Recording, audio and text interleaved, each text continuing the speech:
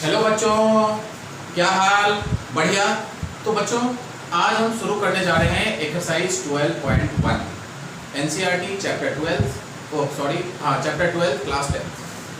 तो बच्चों, मैंने प्रीवियस लेक्चर में आपको जो कंसेप्ट बताया था, आई होप कि आपने कंसेप्ट लर्न कर लिया होगा। और अगर लर्न नहीं किया हो तो आप देख सकते हैं मेरा previous lecture Ajay Jha maths Guru, जो आप यूट्यूब पे टाइप करेंगे area related to circle chapter 12 तो आ जाएगा। ठीक है बच्चों, तो आज हम स्टार्ट करने जा रहे हैं एनसीईआरटी एक्सरसाइज 12.1। बहुत ही आसान चैप्टर है ये और काफ़ी आसान क्वेश्चंस हैं, बट आपको लर्न क्या होना चाहिए, आपको कंसेप्ट सारा का सारा लर्न होना चाहिए। सॉरी, मैं गलती से 12.2 लिख गया था, 12.1। ठीक है बच्चों, तो एक्सरसाइज 12.1 का जो पहला क्वेश्चन है, उस क्वेश्चन में ये कहा जा रहा है कि दो सर्कल्स हैं और दोनों सर्कल्स के सर्कमफ्रेंस का सम, ठीक है, एक बड़े वाले सर्कल के सर्कमफ्रेंस के बराबर है। ध्यान दीजिएगा मैं क्या बोल रहा हूँ। दो सर्कल्स दिए हुए हैं, दोनों सर्कल्स की रेडियाई दी हुई है। कितनी दी हुई है? 19 सेंटीमीटर और 9 सेंटीमीटर। और दोनों सर्कल्स का सर्कमफ्रेंस का सम, ठीक है, किसी थर्ड सर्कल के बराबर है। तो हमें फाइंड आउट क्या करना है कि जो थर्ड सर्कल है, जो दोनों सर्कल्स के को सम करके, यानी दोनों सर्कल्स के सर्कमफ्रेंसेस को सम करके जो तीसरा सर्कल बना हुआ है उसकी रेडियस क्या होगी। ठीक है बच्चों, तो लेट्स स्टार्ट दिस क्वेश्चन। तो देखिए, एक सर्कल मैं यहाँ पर बना रहा हूँ, ध्यान दीजिएगा।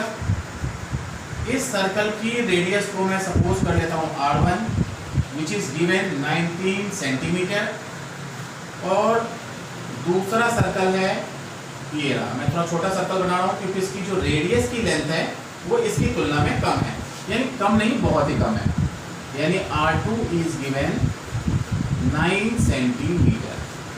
ठीक है बच्चों, अब दोनों सर्कल्स को मिला करके, यानी दोनों सर्कल्स के सर्कमफ्रेंस का सम इस सर्कल के सर्कमफ्रेंस के बराबर है। We have to find the radius of this circle. ठीक है बच्चों, circumference of this circle according to given condition, circumference of first circle plus circumference of second circle is equal to circumference of this circle. You can see. अब इस circle का circumference क्या होगा? मैं इसको, इस सर्कल के सर्कमफ्रेंस को मैं लिख रहा हूं C1 प्लस इस सर्कल के सर्कमफ्रेंस को मैं लिख रहा हूं C2, और इस सर्कल के सर्कमफ्रेंस को मैं लिख देता हूं C। ठीक है बच्चों, तो इस सर्कल का जो सर्कमफ्रेंस होगा वो कितना होगा? 2 pi R1 plus 2 pi R2 is equal to 2 pi, और इसकी रेडियस को मैंने R मान रखा है तो यहाँ पर लिखेंगे R। ओके, अब 2 पाई कॉमन ले लेते हैं, यहाँ आ जाएगा R1 plus R2 is equal to 2 pi R। 2 pi will get cancel out. R1 is 19 centimetre plus R2 is 9 centimetre. So the radius of the required circle R is equal to 28 centimetre. ये है आपका answer. ठीक है बच्चों, अब हम आते हैं, पहले इसे कॉपी कर लीजिए, फिर मैं नेक्स्ट क्वेश्चन पे करने जा रहा मैं। ठीक है बच्चों, चलिए हम करते हैं क्वेश्चन नंबर 2। क्वेश्चन नंबर 2 में क्या कहा जा रहा है, जब तक आप क्वेश्चन पढ़ें।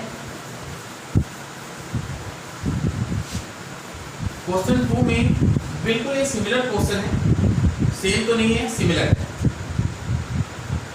क्वेश्चन नंबर 2 में ये कहा जा रहा है कि दो सर्कल्स हैं, एक ये सर्कल और दूसरा सर्कल इससे छोटा, इसकी रेडियस R1 कितनी हुई है? 8 सेंटीमीटर, और दूसरे सर्कल का जो रेडियस दिया हुआ है हमारा 6 सेंटीमीटर, ठीक है।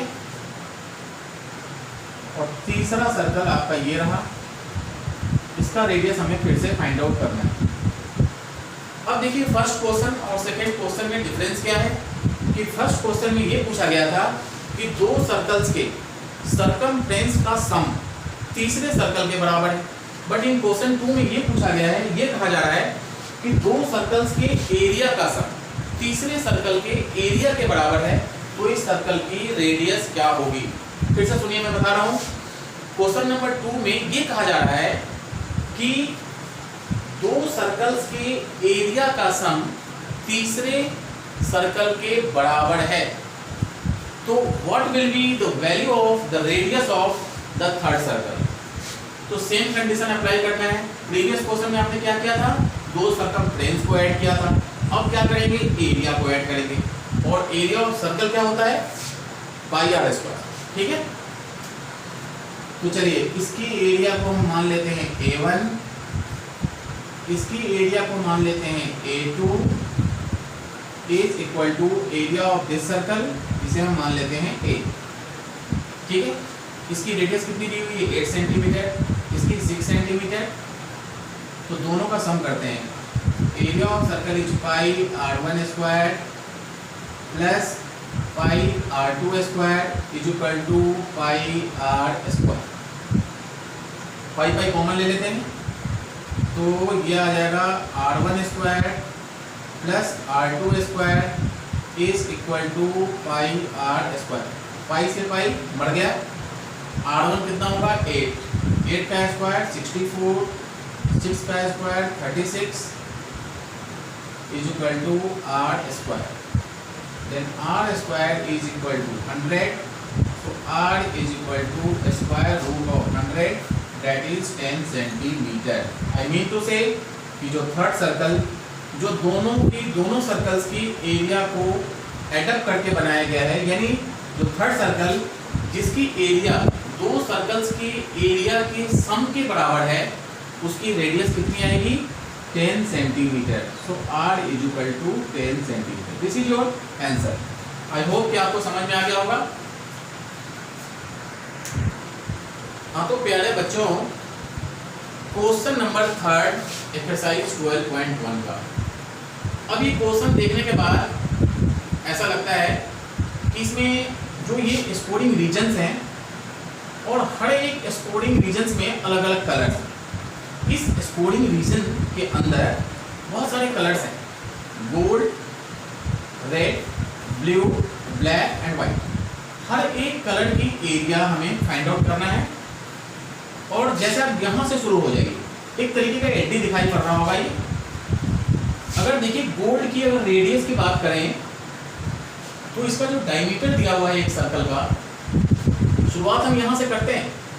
गोल्ड का डायमीटर दिया हुआ है 21 सेंटीमीटर, तो इसकी जो रेडियस होगी R1 मान लेते हैं इसे, ये कितना हो जाएगा, डायमीटर का आधा, यानी कि 10.5 सेंटीमीटर। मैं ये पूरा सवाल बिल्कुल नहीं करूंगा, क्योंकि ये सवाल अगर एग्जामिनेशन में कोइंसिडेंटली अगर वैसे आने के चांसेस बिल्कुल नहीं है, और अगर आएंगे भी तो मुश्किल से मुश्किल 1, 2, 3 रीजन्स तक दे सकते हैं। अगर ये 4-5 रीजन तक अगर दे दिया, तो कम से कम आपको ये सवाल करने में कम से कम कितना भी आप फास्ट करेंगे तो आधा घंटा टाइम आपका ले जाएगा। ठीक है बच्चों, तो मैं आपको तरीका बता देता हूँ, आप खुद से निकालने की कोशिश कीजिएगा। मैं 1-2 रीजन्स का निकाल करके दिखा देता हूँ, और बाकी रीजन्स का बहुत आसान है लेकिन थोड़ा कॉम्प्लिकेटेड है, तो बाकी रीजन्स की एरिया आप आसानी से निकाल पाएंगे। ठीक है बच्चों, तो चलिए मैं समझाता हूँ आपको। गोल्ड की जो रेडियस होगी, ये जो गोल्ड रीजन है, इसकी रेडियस कितनी है 10.5, क्योंकि डायमीटर दिया हुआ है 21। अच्छा, सेकेंड केस में हर एक रीजन्स के बीच में जो आप गैप देख रहे हैं, ठीक है, इस गैप की जो चौड़ाई है यानी विड्थ है, वो 10.5 सेंटीमीटर दिया हुआ है। ठीक है, पहले क्वेश्चन को समझिए, माइंड मैप बनाइए। गोल्ड की जो रेडियस है, गोल्ड की रेडियस यहाँ से लेकर यहाँ तक, इसकी रेडियस कितनी दी हुई है 10.5। अब अगर हमें इसकी रेडियस चाहिए, यानी इस सर्कल की रेडियस, तो इसमें हमें 10.5 ऐड करना होगा। तो दिस इज R1 मान लेते हैं इसे, ठीक है। फिर अब यहाँ से इसके सेंटर से ये जो इसे हम मान लेते हैं R2, फिर यहाँ से गोल्ड से लेकर के और ब्लू वाले रीजन तक आ जाइए, दैट इज R3। इसी तरीके से गोल्ड से लेकर के आप चले जाइए ब्लैक तक, ये हो जाएगा R4। इस तरीके से आप लेबलिंग कर सकते हैं। और गोल्ड से लेकर के व्हाइट तक के रीजन्स को की रेडियस को मैं मान लेता हूँ R5, ठीक है। अब क्या करना है हमें, फर्स्ट ऑफ ऑल पहले गोल्ड की एरिया निकालेंगे और फिर रेड की निकालेंगे, फिर ब्लू की निकालेंगे, फिर ब्लैक की, फिर व्हाइट की। किस तरीके से, मैं आपको ट्रिक समझा रहा हूँ इसका। तो अब देखिए ये जो R1 है वो कितना जो हुआ है 10.5 सेंटीमीटर। तो गोल्ड की एरिया तो कोई भी निकाल सकता है आसानी से, पाई R1 स्क्वायर, यानी एरिया ऑफ गोल्ड कितना हो जाएगा, ये पाई R1 स्क्वायर। पाई की वैल्यू कितनी हो जाएगी 22/7। R1 का मतलब 10.5 सेंटीमीटर स्क्वायर। इसे कैंसिल कर सकते हैं यहाँ से, 7 1 जा 7, 7 5 जा 35, ये कितना आ जाएगा 33, ठीक है। Multiply 10.5 centimetre square. जब आप इसे मल्टीप्लाई करेंगे तो आपका आंसर एरिया ऑफ गोल्ड का आ जाएगा। अब सेकंड केस में क्या करना है, हमें रेड की एरिया निकालना चाहते हैं, ठीक है बच्चों, ध्यान दीजिए। रेड की एरिया निकालने के लिए क्या करेंगे, पूरा यहाँ तक इसकी एरिया निकालिए पहले, इसके R2 मालूम है और उसमें से गोल्ड को हटाना होगा, क्योंकि इस सर्कल के अंदर, ध्यान दीजिए, इस सर्कल के अंदर गोल्ड भी तो आ रहा है, ठीक है बच्चों। इस सर्कल के अंदर गोल्ड भी तो आ रहा है, हमें चाहिए सिर्फ रेड की एरिया चाहिए। तो यहाँ से अगर इस सर्कल की एरिया को निकाला जाए, इस सर्कल की, इसकी रेडियस कितनी है R2। अगर इसकी एरिया अगर हम निकालेंगे और इसकी एरिया में से हमें गोल्ड को हटाना होगा, जब भी आप रेड की एरिया फाइंड आउट कर सकते हैं, ठीक है। तो R2 is how much, R2 की वैल्यू कितनी हो जाएगी, देखिए 10.5 से यहाँ से यहाँ तक है, और गोल्ड अब देखिए यहाँ से लेकर के इसके बीच का जो गैप है वो 10.5 सेंटीमीटर का है। तो 10.5 सेंटीमीटर आप ऐड कर दीजिए, तो यह आ जाएगा आपका 21 सेंटीमीटर, ओके। अब area of circle, area of a circle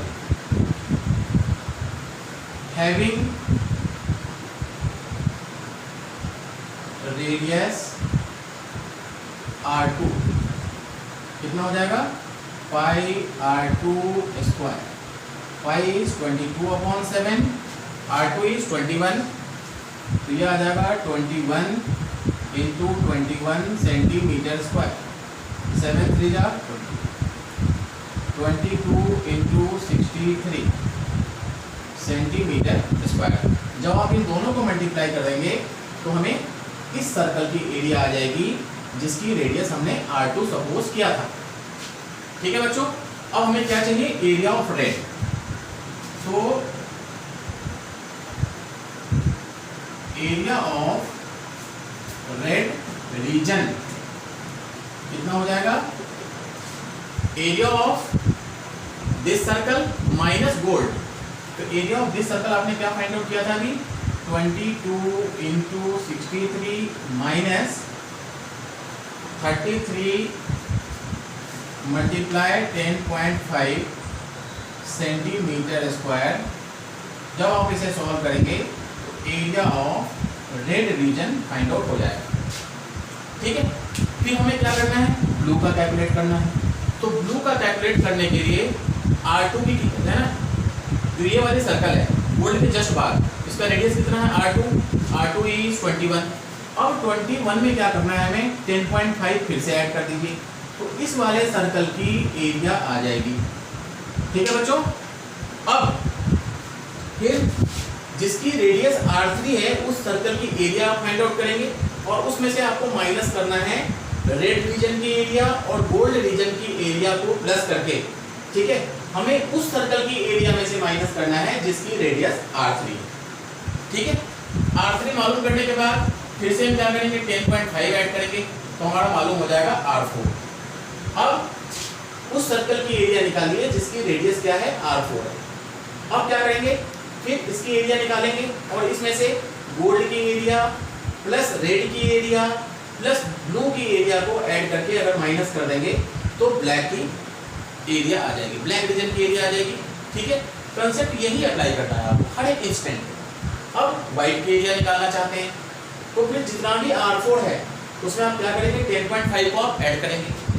10.5 add करने के बाद हमें R4 मालूम हो जाएगा। फिर इस पूरे सर्कल की एरिया को निकालेंगे।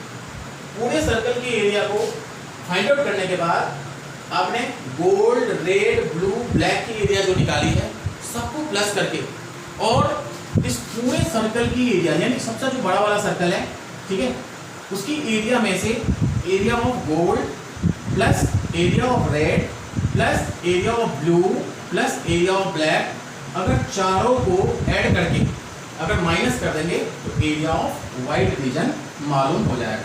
ठीक है बच्चों, आप खुद से ट्राई करेंगे इस क्वेश्चन को और अगर नहीं आता हो या आंसर नहीं आया या कोई दिक्कत हो रही है तो आप कमेंट करेंगे। ठीक है बच्चों, आई होप कि समझ में आ गया होगा।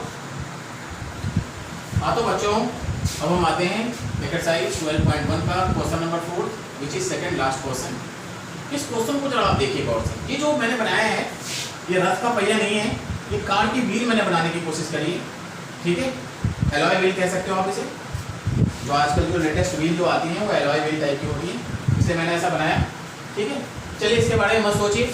ये कार का व्हील है जिसकी रेडियस जिसका डायमीटर दिया हुआ है 80 सेंटीमीटर और इस क्वेश्चन में पूछा क्या गया है कि जो व्हील की जो स्पीड है यानी मूव करने की जो रफ्तार है, रोटेट करने की जो रफ्तार है वो कितनी दी हुई है 66 किलोमीटर पर आवर। इस क्वेश्चन में ये पूछा गया है कि व्हील 10 मिनट्स में कितनी बार घूमेगा, यानी you have to find the number of revolutions in 10 minutes when the speed of this wheel is 66 km per hour and the diameter is 30 centimeter।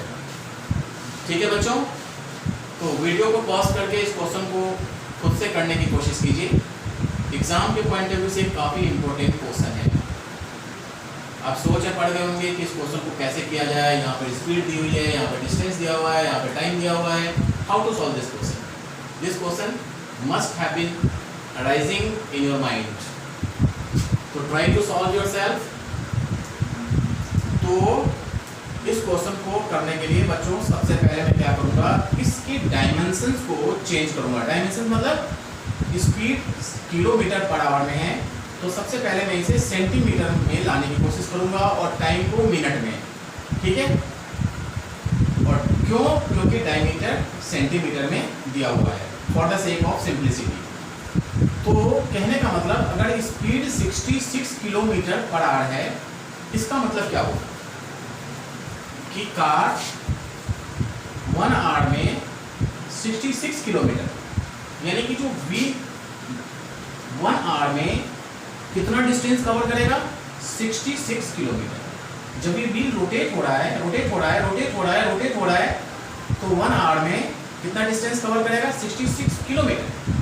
तो आपको पता है बच्चों 1 kilometre is equal to 1000 metre. ठीक है, तो 66 किलोमीटर में कितना होगा 66 kilometre is equal to 66,000 metre. अब इसे सेंटीमीटर में कन्वर्ट कर लेते हैं तो इसे 100 से फिर से मल्टीप्लाई करना पड़ेगा, यानी कि 100 से मल्टीप्लाई कर देते हैं तो अब ये आ जाएगा आपका सेंटीमीटर में। इट मीन्स ये जो वैल्यू आएगी वो कितनी आएगी 66,000,050 सेंटीमीटर। ठीक है, और टाइम किसमें दिया हुआ है आवर में, तो आपको पता है 1 hour, just you have to use unitary method. 1 hour का मतलब 60 मिनट्स। ठीक है, तो 60 मिनट्स में व्हील ने कितना डिस्टेंस कवर किया 60 मिनट्स में, यानी distance covered by a wheel in 60 minutes is equal to 660000 that is 5 zeros। तो 10 मिनट्स में कार ने कितना डिस्टेंस कवर किया वो हम फाइंड आउट कर सकते हैं just by applying unitary method. तो हम यहां पर लिख सकते हैं distance covered by a wheel in 60 minutes. 60 minutes में कार ने कितना डिस्टेंस कवर किया है 66 पे 5 zeros सेंटीमीटर। अब हम ये फाइंड आउट करेंगे कि 10 मिनट्स में इस व्हील ने कितना डिस्टेंस कवर किया। 10 मिनट्स में व्हील ने कितना डिस्टेंस कवर किया, तो जितना डिस्टेंस इस व्हील ने 10 मिनट्स में कवर किया वो हम पहले फाइंड आउट कर लेंगे, ठीक है। और क्वेश्चन में ये पूछा गया है कि 10 मिनट्स में व्हील की नंबर ऑफ रिवॉल्यूशन क्या होगी, ठीक है। तो इसको दो तरीके से कर सकते हैं। एक तो डायरेक्ट मेथड आप ये अप्लाई कर सकते हैं, number of revolutions is equal to distance covered in 10 minutes upon distance covered in 1 revolution। ये डायरेक्ट फार्मूला है, डिस्टेंस कवर्ड इन 1 revolution, ठीक है। तो इस फार्मूले का यूज करके हम नंबर ऑफ रिवॉल्यूशंस आसानी से फाइंड आउट कर पाएंगे। तो first of all in this type of problem या in this problem first of all you need to find out the distance covered by a wheel in 10 minutes। तो बच्चों आप ये देख सकते हैं कि distance covered by a wheel in 60 minutes is how much 6650, ठीक है। और मैं एक डायमेंशन यहाँ पर भी, यहाँ पर डायमीटर दिया हुआ है, तो हमें डिस्टेंस कवर्ड इन 1 रिवॉल्यूशन अगर फाइंड आउट करना है तो रेडियस की जरूरत पड़ेगी। तो मैं डायमीटर का आधा कर देता हूँ, तो ये हो गया 40 सेंटीमीटर। ध्यान दीजिए, तो distance covered by a wheel in 1 minute कितना हो जाएगा बच्चों 6650 upon 60। 0 will get cancel out. अब यहाँ पे आ जाएगा 11 और 4 0। बोलता जा रहा हूँ, अगर नहीं दिख रहा होगा तो आपको समझ में आ गया होगा।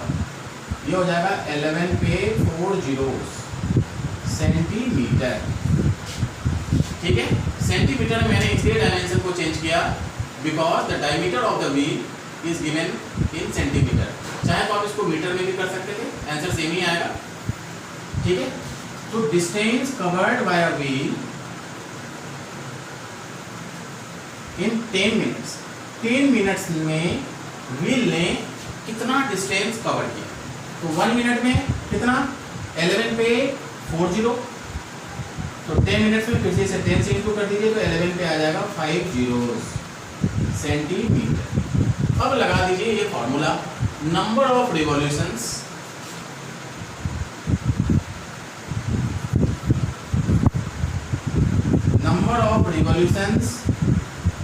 of the wheel is equal to, ये कॉपी कर लीजिए, distance covered by a wheel in 10 minutes upon distance covered by a wheel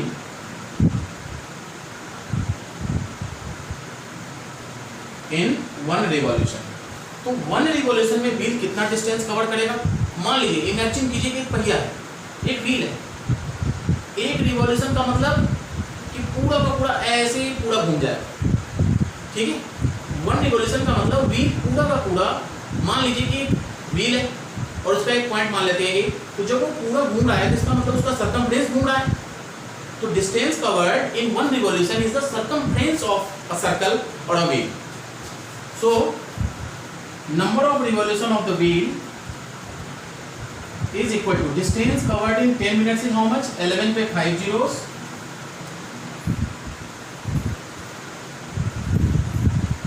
upon distance covered in one revolution, that is circumference of a wheel, that is 2 pi r. 2 into 22,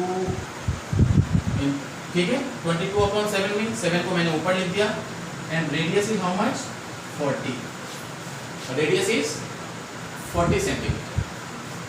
अब क्या करें, इसे cancel out करने की कोशिश करते हैं। चलिए इसे कैंसिल कर दिया मैंने। अब हमारे पास क्या बचा, 11 पे 4 zeros into 7 upon 2 into 22 into 4। आप इसे खुद से भी सॉल्व कर सकते हैं। यह आ जाएगा आपका 11 1 जा 11, 2 3 4, ठीक है बच्चों, दैट इज 10,000 मल्टीप्लाई 7 अपॉन, इसे मैंने किससे कैंसिल आउट किया था, 11 से 11 1 जा, और यहाँ पे 11 2 जा लिख दीजिए, 11 2 जा और 11 1 जा 11, कितने जीरोज हैं, 4 जीरोज, ठीक है। तो 10,000 इंटू 7 अपॉन 4 4 जा 16, लिख दीजिए 2 इंटू 2 इंटू 4। अब इसे कैंसिल आउट कर सकते हैं, 5,000, फिर कैंसिल आउट कर सकते हैं 2,500, ठीक है, फिर से कैंसिल आउट कर सकते हैं 2 2 जा 1250, फिर से कैंसिल आउट कर सकते हैं 625, ठीक है। अब इन दोनों को मल्टीप्लाई करते हैं तो देखते हैं रिजल्ट क्या आता है, 7 5 जा 35, कैरी 3, 7 2 जा 14 और 3 17, कैरी 1, और 7 6 जा 42 और 1 43, 4375 is the answer। यानी number of revolutions in 10 minutes will be equal to 4375, ठीक है बच्चों। आई होप कि आपको समझ में आ गया हो। हाँ तो बच्चों, हम आते हैं एक्सरसाइज 12.1 का आखिरी क्वेश्चन, और इसके बाद हम वीडियो को, ठीक है, लेक्चर को यहीं पे खत्म करेंगे, और नेक्स्ट जो लेक्चर होगा हमारा एक्सरसाइज 12.2 का होगा, ठीक है बच्चों। तो लेट्स सी कि जो लास्ट क्वेश्चन है एक्सरसाइज 12.1 का फिफ्थ क्वेश्चन, इस फिफ्थ क्वेश्चन में क्या पूछा गया है कि perimeter and area of a circle are equal and we have to find the radius of a circle, ठीक है। You can check this question in your book which is the last question, that is question number 5 exercise 12.1, and it is given that the area and perimeter of a circle are equal, that is suppose that ये radius है, एक circle है जिसकी radius r है, area of, this is a given condition, area of a circle is equal to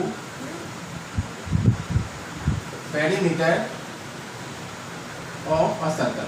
circle का जो perimeter होता है बच्चों वो होता है circumference of a circle, that is pi r square, and perimeter of a circle is that is 2 pi r, ठीक है। एक r से r कैंसिल आउट, पाई से pi cancel out, then r की वैल्यू कितनी हो जाएगी 2 यूनिट्स, ठीक है बच्चों, which is your answer. I hope कि आपको समझ में आ गया होगा। तो यहीं पे आज हम लेक्चर को करते हैं खत्म, और जो नेक्स्ट लेक्चर होगा वह एक्सरसाइज 12.2 का होगा। Till then good night, good morning, good afternoon, जब कभी भी आप इस वीडियो को देख रहे हो, ठीक है बच्चों, डन।